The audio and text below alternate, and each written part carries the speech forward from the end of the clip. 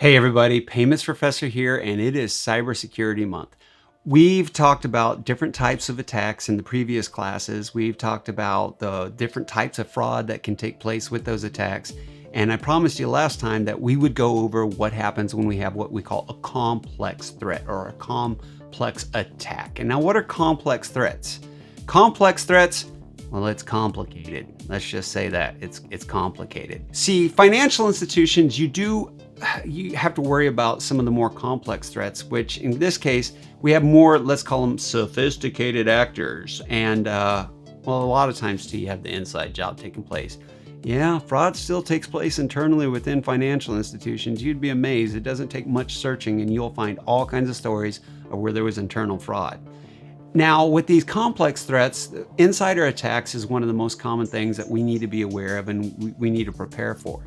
Now, the insider attacks, this scenario relies on the financial institution's employees to be able to gain access to the system.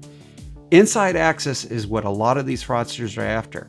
By using some of these spear phishing schemes, that's one way that they can get access because somebody clicks on something they shouldn't.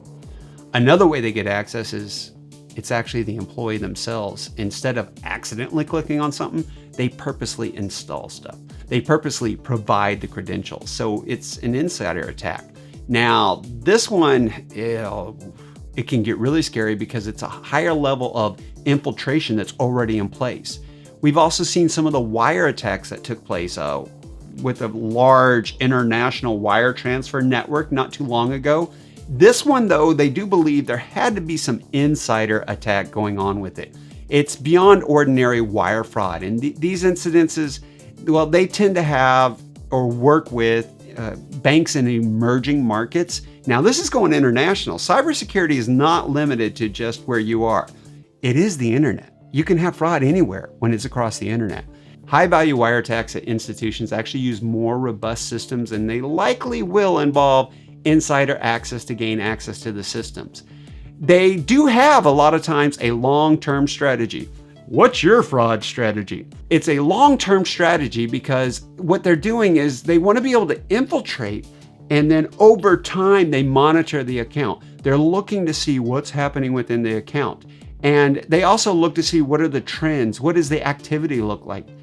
And after time, they then will exploit what they find to be common, trends, what they believe that they can get away with by having it play out over weeks or months or even years so that they get more money. More money is what they're after, okay? The more they can get, the better. So in these more complex threats, we got to be aware of it could involve insiders. It could involve the fact that they're going to work with international, not just domestic payments, and you want to be aware of those emerging markets. I'm telling a lot of financials nowadays, cryptocurrency could be involved with this too. We want to be aware of if that's happening, where we're at in that case. And we also want to be on the lookout for these long-term strategies.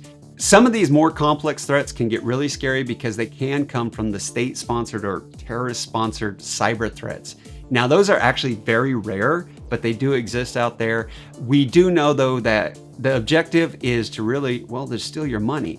It is just more and more stuff that we got to be aware of. Again, the state-sponsored, the terrorist-sponsored cyber threats, they are rare, but they're there. And we want to be aware of all types of fraud. Now, we probably want to know, what can I do to be able to stop this? Stop it. Stop it. Yeah, actually stopping fraud is the main thing that we want to be able to do here. But there are some things that we need to be able to look at when it comes to stopping fraud. And that's going to be in the next class. For now, class dismissed.